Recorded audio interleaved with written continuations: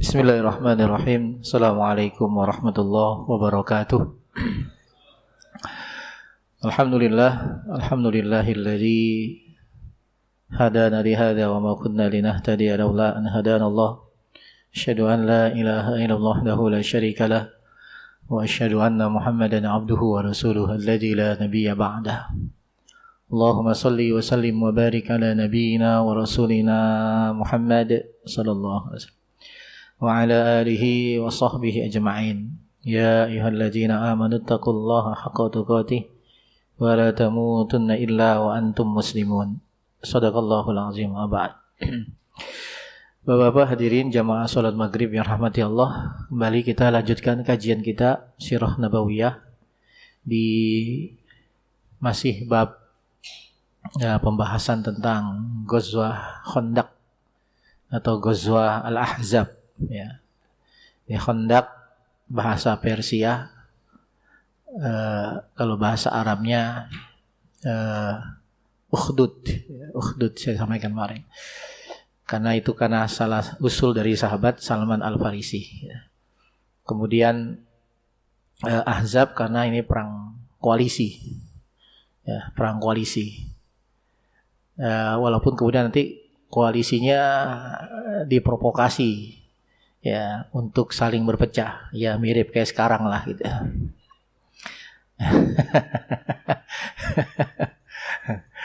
Koalisi, cuman motifnya beda gitu ya. Jadi kalau namanya koalisi ya begitulah gitu. Pasti ada hal-hal yang kejadian seperti itu gitu. Sama juga di perang Ahzab ini. Padahal awalnya mereka bersepakat untuk menghabisi kaum muslimin gitu. Tapi kemudian justru ada di antara mereka yang kemudian berkhianat gitu, berkhianat. Dan berkhianatnya di antara mereka itu justru karena juga peran dari seorang yang bernama Nu'aim bin Mas'ud itu. Orang yang baru masuk Islam, kemudian dia bertanya kepada Rasul, ya Rasulullah, inni qad aslamtu. Kemarin kita sampai sini kan. Ya Rasulullah, saya ini sudah Islam. Wa inna qaumi lam ya'lamu bi islami. Dan kaum saya itu enggak tahu kalau saya sudah Islam. Ya, famurni, maka perintahkan kepada saya ma syi'ta, sesuai dengan keinginanmu ya Rasul. Maka Rasul melihat kondisi Nu'aim bin Mas'ud ini yang cuma sendiri, maka Rasulullah mengatakan innama anta rajulun wahid. Kamu hanya seorang diri saja gitu. Fakhaddil anna mastata'ta, maka buat mereka kocar-kacir sesuai dengan kemampuanmu. Fa innal harba khid'atun, karena peperangan itu penuh dengan tipu muslihat. Ya, tipu-tipuan perang itu. Itu kata Rasulullah sallallahu alaihi wasallam. Maka kemudian Nu'aim pun langsung masuk. Pertama yang dia kunjungi adalah Bani Quraidah dengan mengatakan, wahai Bani Quraidah, kalian tahu siapa aku gitu ya. Dan aku ini cinta kepada kalian gitu ya. Iya, benar kami tahu itu gitu. Maka saya cuma ingin ngasih masukan saja kepada kalian.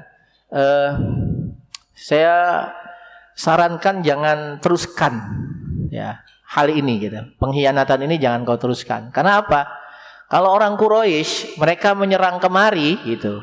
Kalaupun mereka kalah, tidak akan berimbas kepada anak dan istri mereka. Karena tempat mereka jauh, bukan di sini, bukan di Madinah. Sementara Madinah itu tempat tinggal kalian. Gitu. Kalau kemudian kalian kalah, maka yang terjadi bisa-bisa kalian akan diusir dari Madinah. Gitu. Wah, benar juga kata engkau. Gitu.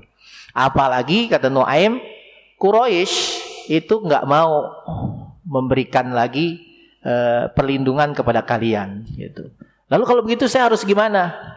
Ya kau kirim ke orang, sampaikan itu. Dan kamu tidak akan beri bantuan juga kepada Quraisy sebelum Quraisy itu memberikan jaminan kepada kalian. Oh boleh kalau begitu. Maka setelah dari Bani Quraidah kemudian Nu'aim ke Quraisy, ke Abu Sufyan. Dan mengatakan yang juga sama. Wahai Abu Sufyan, Quraidah itu sudah berkhianat pada kalian. Karena sekarang dia sudah memperbaiki perjanjiannya dengan Muhammad gitu. Dan mereka nggak akan memberikan sesuatu pun kepada kalian gitu. Maka setelah itu kemudian masing-masing dari Bani Quraidah maupun Quraisy ini kemudian mengutus orang. Pertama Bani Quraidah mengutus kepada Quraisy, ya, bahwasanya udah kami nggak bakalan memberikan apapun kecuali kalian memberikan jaminan. Nah begitu juga dengan Quraisy mengatakan kami nggak akan berikan jaminan apapun.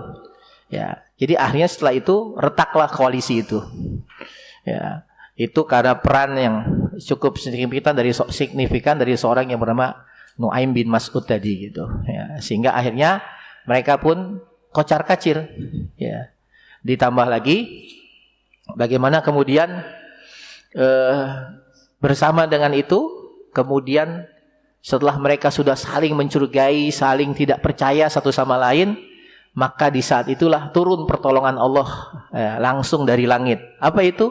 Berupa angin, ya, angin yang besar. Yang angin ini pasti akan menjatuhkan sesuatu yang berdiri, mencabut sesuatu yang lepas, ya, melepas setiap sesuatu yang ditanam, pokoknya porak-poranda. Tenda mereka hancur. Ya, Allah kirimkan itu, dan Allah sebutkan itu dalam surah Al-Ahzab ketika Allah mengirimkan angin kepada mereka gitu. Jadi kacau mereka. Maka di saat dalam keadaan seperti itu, bagaimana kemudian Rasulullah selalu berdoa, ya, di doanya yang selalu dibaca oleh surah kita kalau mendoakan untuk orang-orang Palestina misalnya. Allahumma astur auratana wa amin rawatina gitu. Ya Allah, tutuplah kekurangan-kekurangan kami gitu. Jagalah kami ya Allah. Allahumma munzilal kitab sari al-hisab ihzimil ahzab. Allahumma ahzimhum wazalzilhum gitu. Rasul berdoa, ya.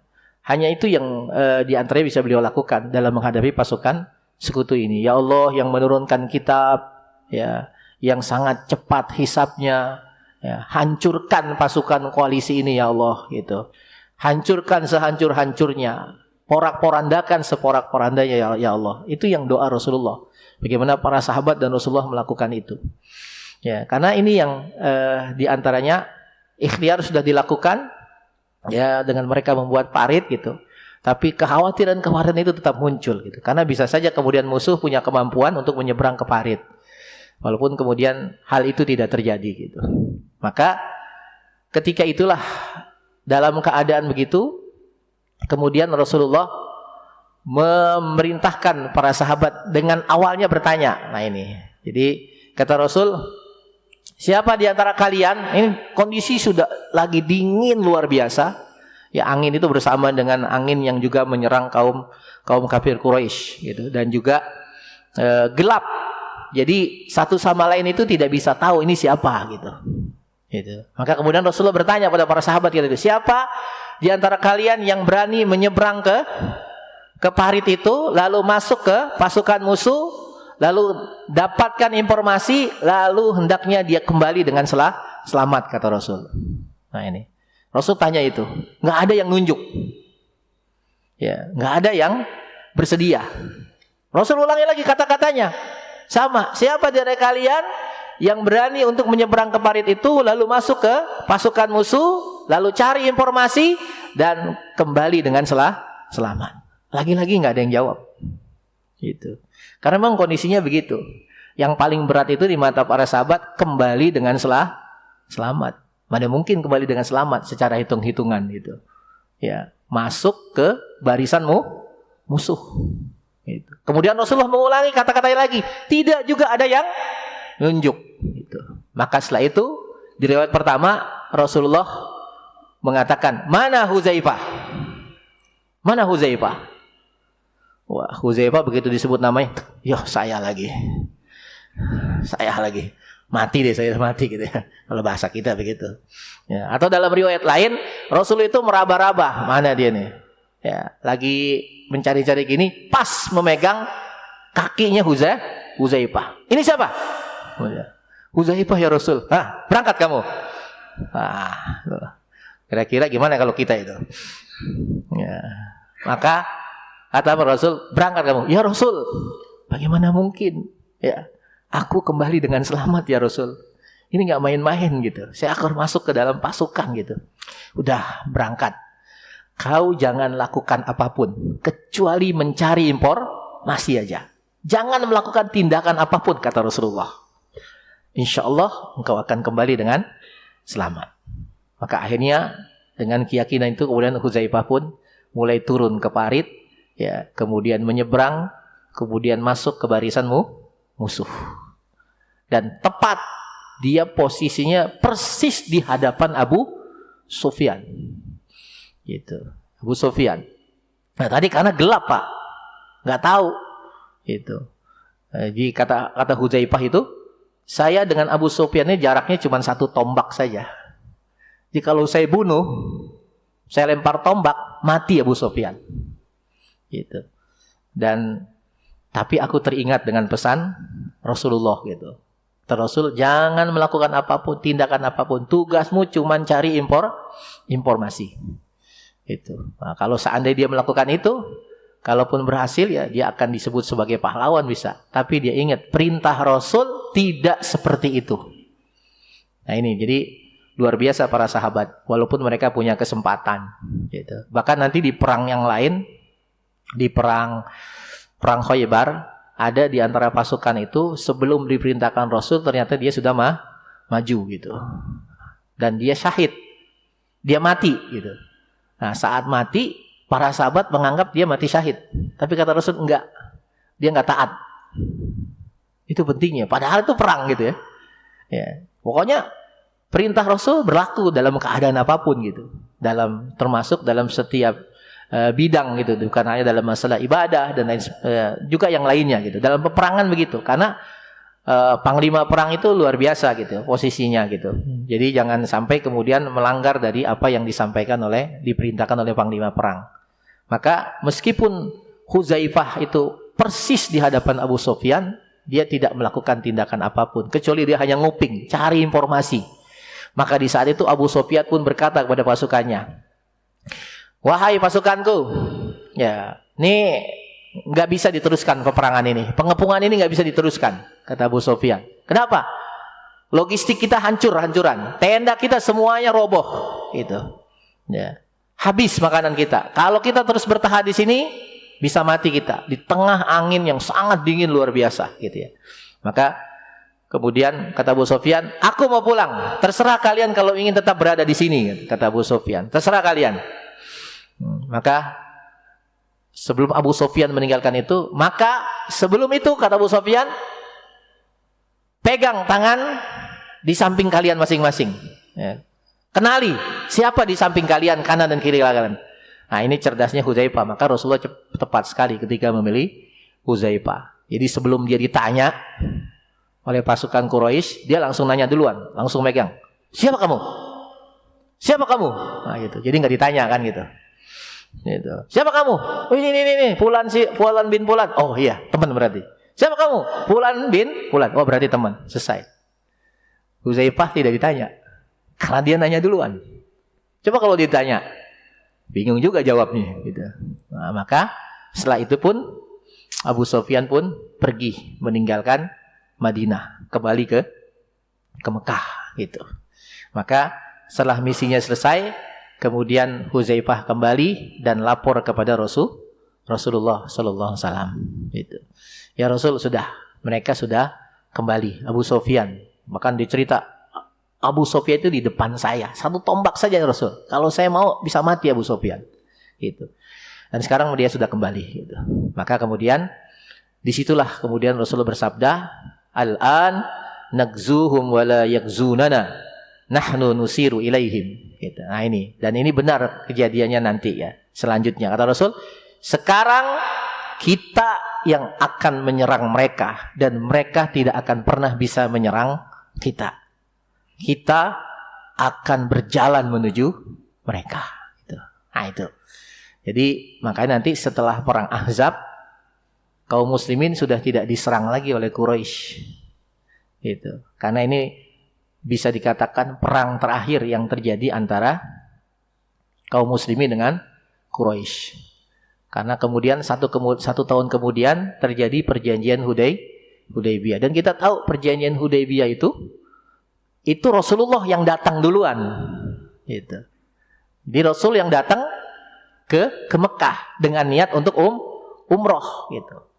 Nah, sehingga terjadilah perjanjian Hudaybiyah. Artinya mereka tidak datang duluan. Nah, ini Rasulullah merealisasikan sabdanya, al-an nagzuhum wa la yakzunana. Sekarang kita yang akan selalu menyerang mereka dan mereka tidak akan pernah bisa menyerang kita. Itu. Ya, jadi terbukti ya, setelah itu bisa dikatakan tidak ada peperangan yang besar yang terjadi antara kaum muslimin dengan orang-orang kafir Quraisy gitu. Karena kalaupun nanti ada perang lagi-lagi tadi yaitu Fathu Mekah ya, Fathu Mekah Rasulullah memang keluar dengan niat ingin perang itu, ingin menghukum orang-orang kafir Quraisy. Nah, tapi tadi lagi-lagi beliau keluar dari Madinah bahkan langsung ke kota Mekah gitu. Nah, akhirnya mereka pun di situ menyerah gitu. Nah, ini jadi selalu seperti itu. Dan bukan hanya kepada orang-orang Quraisy, bahkan kepada kelompok-kelompok yang lain juga Rasulullah ya tidak diserang kemudian kaum muslimin, tapi justru kaum muslimin yang mendatangi gitu. Seperti nanti di perang Mu'tah gitu ya. Ya dahsyat itu salah satunya perang Mu'tah, luar biasa gitu. Ya, perang Mu'tah itu yang dihadapi itu kan Romawi gitu ya. Ya, Romawi dengan jumlah pasukan 200 ribu gitu. Lawan cuma 3.000 gitu. Ya, dan itu kaum muslimin yang mendatangi. Nah, Mu'tah itu satu daerah di wilayah Jordania sekarang. Artinya dia sudah masuk wilayah Syam, sudah keluar dari jazirah Arab. Sesuai dengan janji Rasul, kata-kata Rasul, kita yang akan menyerang setelah ini, bukan kita yang diserang itu. Dan nggak main-main tadi, yang dihadapi adalah pasukan Romawi gitu. Yang kemudian sejarah mencatat dalam perang Mu'tah ini kaum muslimin menang. Nah, jadi bubarlah koalisi, gagallah misi mereka ya, yang diawali tadi karena ini provokasi dari orang-orang Yahudi Bani Nadir. Mereka sakit hati karena diusir dari Madinah, kemudian mereka memprovokasi Quraisy, Gotopan, Fazaro dan lain sebagainya untuk menyerang kaum muslimin. Maka selesai. Tinggal ketika itu nanti yang ketakutan adalah Bani Quraidah. Ya, ini yang nanti kita akan bahas selanjutnya tentang Bani Quraidah. Bapak Ibu sekalian, maka terkait dengan perang Ahzab ini Allah banyak menurunkan firman-Nya ya di surat Al-Ahzab gitu ya. Yaitu dari mulai ayat 9 itu ya, dari ayat 9 sampai beberapa ayat sesudahnya ya, yaitu ayat ke-27 ya. Termasuk sebenarnya itu nyambung nanti dengan perang Bani Quraidah ya. Karena nanti setelah perang Ahzab, kaum muslimin langsung diperintahkan untuk ke Bani Quraidah. Jadi selesai pasukan musuh balik, kemudian para sahabat kembali ke rumah masing-masing, termasuk Rasulullah. Ketika itu Rasulullah sudah membersihkan dirinya di rumah istri beliau yang bernama Ummu Salamah.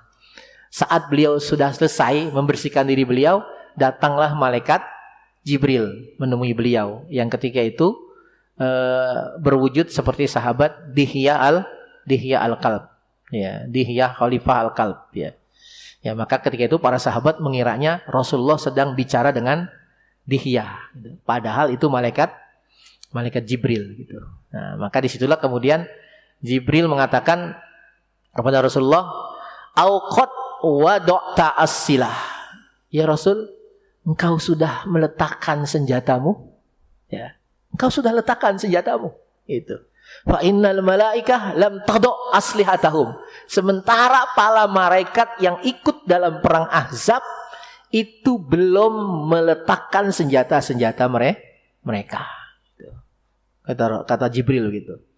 Jadi artinya di perang Ahzab ini juga malaikat turun ya. Walaupun kemudian tidak banyak yang terbunuh dalam perang Ahzab ini gitu. Jadi tapi kata Jibril, fa innal malaikah lam tadu' aslihatahum. Para malaikat yang ikut dalam perang Ahzab belum meletakkan senjata mereka. Wa ma raja'tu al-an illa min talabil qaum. Dan aku tidak akan kembali sekarang kecuali dalam menyerangmu musuh, kata Jibril. Jadi kami para malaikat nggak akan balik lagi sebelum kami mengejar musuh yang lain. Maka kata Jibril, fanhad bima ma'aka ila bani Quraidah. Maka bangkitlah ya Rasul bersama orang-orang yang bersama denganmu menuju ke Bani Quraidah. Gitu. Dibayangkan baru selesai, baru masuk rumah, datang lagi perintah perang, baru capek. Termasuk saya nanti di perang Mu'tah juga begitu.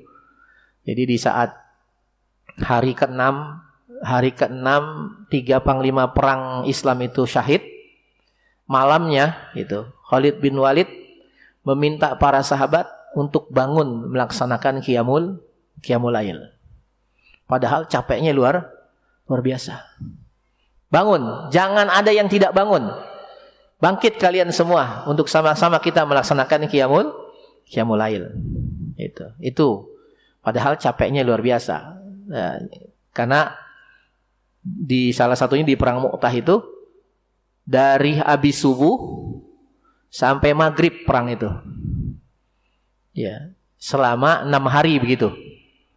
Jadi habis subuh selesai sholat, kaum muslimin langsung menyerang pasukan Romawi. Terus perang itu sampai berhenti maghrib karena sudah gelap. Maghrib berhenti, balik lagi. Besoknya selesai hari kedua sama, selesai sholat subuh langsung nyerang sampai maghrib. Kapan sholatnya Pak? Hah? Kapan sholatnya? Ya. Sholatnya kapan tuh? Udah sholatnya semampunya gitu. Ya, semampunya. Jangankan sholat, ketika itu Abdullah bin Rawaha ya, makan aja nggak sempet. Makan aja nggak sempet. Panglima terakhir yang syahid itu makan aja nggak sempet. Jadi sholatnya sudah di atas kendaraan, ada yang berisyarat, udah gitu aja.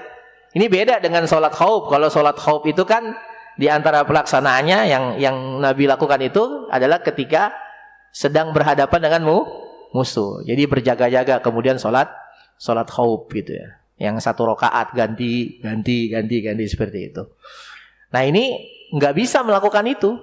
Ya, pasukan Romawi 200.000, kaum muslimin cuman 3.000. Kapan sholatnya? Ya sudah seadanya di atas kendaraan dengan isyarat dengan apa? Itu orang baru berhenti saja maghrib gitu. Nah, jadi sampai Abdullah bin Rawaha ketika itu karena tahu di antara pasukannya Abdullah bin Rawaha belum makan, akhirnya dibawain daging tuh. Ya Abdullah bin Rawaha, ini aku bawakan daging, sepotong daging, makan karena aku tahu kalau belum makan gitu. Maka ketika dia lagi makan, dia teringat. Ini pada saat teringat langsung dia buang daging itu. Apa katanya? Kata dia, ini kalau saya sampai habis, ini saya terlambat masuk surga. Jadi kalau saya makan ini sampai habis, berarti saya terlambat masuk surga. Luar biasa gitu. Jadi akhirnya dibuang makanan itu, kemudian dia merangsek ke musuh, sampai kemudian dia syahid. Nah, itulah para sahabat gitu. Nah ini tadi, jadi terkait dengan perang Ahzab ini, ya, maka kemudian surat ini juga dinamakan Ahzab. Ya, Allah banyak menurunkan ayat di surat Al-Ahzab dari ayat 9 sampai dengan ayat 27, termasuk yang pernah saya sampaikan ayat yang berbunyi laqad kana lakum fi rasulillahi uswatun hasanah. Itu ayat turun terkait dengan perang Ahzab. Karena bagaimana Rasulullah menjadi sosok yang bisa diambil teladan dalam setiap kesempatan, dalam setiap segi, dalam setiap bidang dan sebagainya. Pokoknya Rasul gitu. Termasuk ketika dalam perang Ahzab ini, bagaimana beliau menjadi orang yang paling lapar dibanding dengan para sahabat gitu. Nah ini tentang perang Ahzab gitu. Nah kita sudah 3 pertemuan ya, 3 bagian kita bahas gitu ya. Maka sebelum saya lanjutkan ke perang Bani Quraidah gitu, silakan masih ada waktu kalau ada yang mau ditanyakan, karena berapa kali kemarin tidak punya kesempatan kita untuk tanya jawab. Silakan Pak. Ya, ini ada 12 menit waktu sebelum masuk ke perang yang lain. Tadi belum selesai Ustaz yang Malaikat Jibril menyampaikan bahwa apakah kamu sudah meletakkan senjata, itu lanjutannya gimana Pak? Iya. Akhirnya tadi kata Jibril, fa inni sa'irun amamaka. Azilzul bihim. Ya, jadi oleh karena itu saya akan berjalan di depanmu kata Jibril, ya, dan saya akan goncangkan benteng mereka. Karena lagi-lagi yang dihadapi Yahudi. Jadi mereka dibentengi oleh benteng yang kuat. Maka kata Jibril, saya akan hancurkan benteng mereka kata Jibril. Wa aqdhifu fi qulubihi ru'b, dan saya akan tanamkan, lemparkan rasa takut pada hati orang-orang Yahudi. Maka kemudian fasara Jibril fi mauqibihi minal malaikah. Maka berjalanlah Jibril bersama rombongan malaikat. Jadi lebih dahulu Jibril itu menuju ke Bani Quraidah.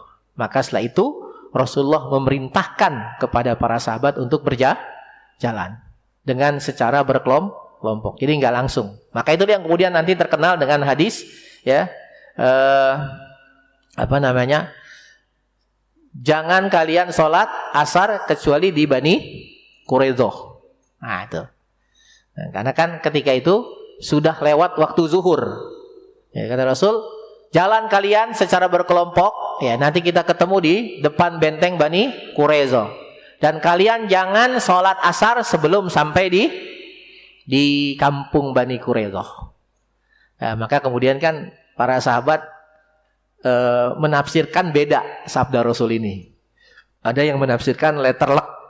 Ya, udah walaupun ketika itu sudah asar sudah mendekati maghrib, bahkan sudah maghrib sekalipun para sahabat ada yang belum sholat asar. Karena mereka belum sampai di Bani Quraidah. Nah, jadi mereka sampai maghrib belum sholat asar. Itu. Nah, sementara ada di sahabat yang lain yang kemudian mereka karena sudah masuk asar dan sudah mendekati maghrib, walaupun belum sampai, tapi kemudian mereka sholat asar. Dan bagaimana di antara mereka tidak ada yang saling menghujat, gitu. Dan ketika dikonfirmasi ke Rasul tentang perbedaan ini, kata Rasul, la haraj, nggak apa-apa, silakan. Gitu. Jadi artinya kalau yang sahabat nggak sholat sampai maghrib baru sholat asar, itu karena tadi memahami sabda Rasul dengan letterlek tadi gitu. Jadi memahami, kita nggak boleh sholat asar kalau belum sampai Bani Quraidah. Walaupun udah maghrib juga jangan sholat gitu. Nah, kemudian kalau yang satu, ini maksudnya adalah kita disuruh cepat. Ya. Cepat-cepat kan nanti asar keburu habis, makanya biar cepat kita berjalan, biar cepat sampai Bani Quraidah. Jadi dalam memahami dalil itu ada dua kan itu. Ada yang memahami secara harfiah gitu. Ada juga yang kemudian memahami secara maknawiyah gitu. Jadi artinya Islam itu memberikan ruang untuk memahami gitu.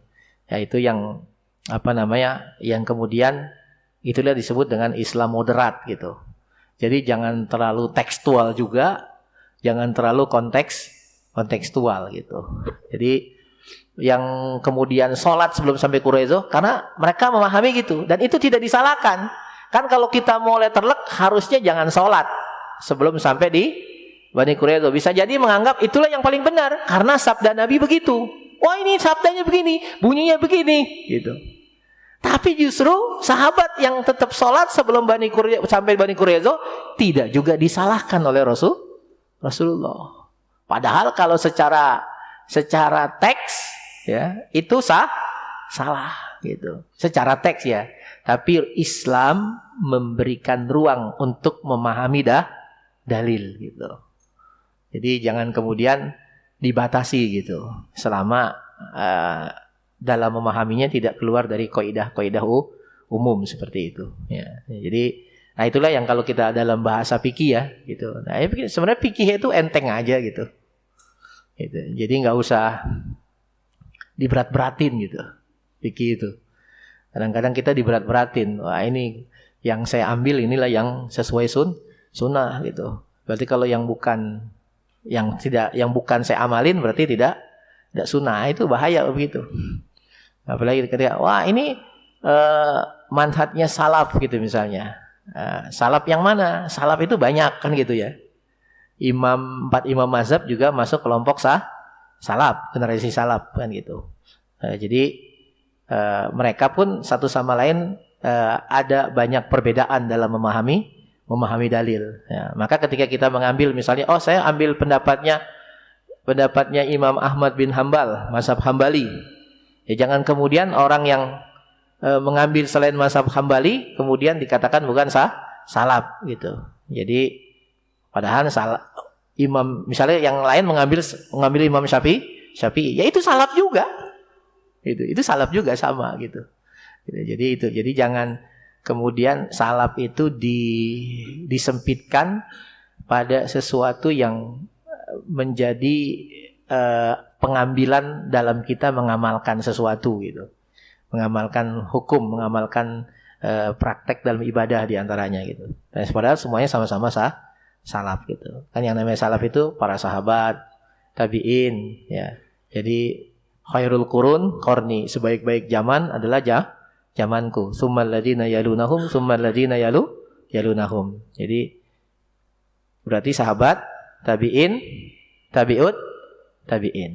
Gitu. Nah, jadi berarti termasuk yang 4 mazhab itu juga termasuk generasi salaf seperti itu.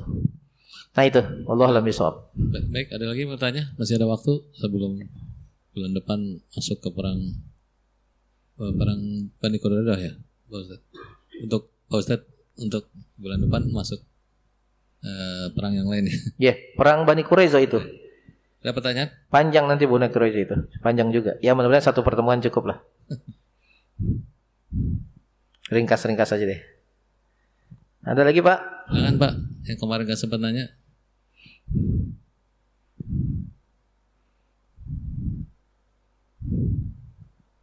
Nggak ada? Lanjut. Berarti kita lanjut dulu ya. Berapa menit lagi Pak? 5 menit lagi. Nggak apa-apa, kita manfaatkan.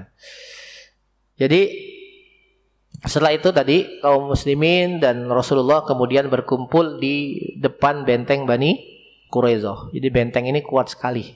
Ya, benteng ini kuat sekali. Kenapa kemudian terjadinya perang Bani Quraidah ini? Ya, apa sebabnya gitu? Sebabnya karena tadi Bani Quraidah berkhianat. Diam-diam mereka ingin menyerang kaum muslimin dari dalam. Walaupun saya sudah sampaikan di perang Ahzab itu sebenarnya Ka'ab bin As'ad itu pimpinan Bani Quraidah itu kan diprovokasi oleh Huyai bin Akhtab yang dari Bani Nadir. Awalnya dia nggak mau. Enggak, saya tidak akan mengkhianati Muhammad. Muhammad itu orang baik, katanya. Saya nggak mau mengkhianati. Tapi kemudian terus diprovokasi oleh Huyai bin Akhtab, ya, tokoh Yahudi Bani Nadir, karena dia sakit hati dengan Rasulullah, dengan kaum muslimin, karena dia terusir dari Madinah sehingga dia harus menyingkir ke Yahudi Khaybar, gitu ya. Nah, karena terus dipaksa, akhirnya Ka'ab bin As'ad ini kemudian berkhianat dan mau mengikuti apa keinginan dari Huyai bin Akhtab, gitu. Nah, disitulah makanya kemarin ketika kaum wanita dan anak-anak ditempatkan oleh Rasulullah di satu tempat, dikumpulkan menjadi satu. Nah, ketika itu hampir-hampir keberadaan mereka itu diketahui oleh Yahudi Bani Quraidah. Ya, mereka ingin menghabisi kaum wanita dan anak-anak tadinya gitu. Tapi kemudian ada keberanian bibi Rasul yaitu Atikah. Dia berani saat ada orang Yahudi sedang mengintai dari belakang, kemudian dia pukul, kemudian mati. Maka saat mendapatkan temannya mati, mereka berkesimpulan, oh berarti di dalam sini nggak perempuan semua, berarti ada laki-lakinya, ada pasukan. Akhirnya mereka nggak jadi gitu. Nah itu. Jadi ini yang menyebabkan kemudian Rasulullah harus memerangi Yahudi Bani Quraidah. Ya, jadi ada tugas baru lagi buat engkau ya Rasul, yaitu selesaikan urusan Bani Quraidah. Karena ini nggak bisa ditunda-tunda lagi gitu.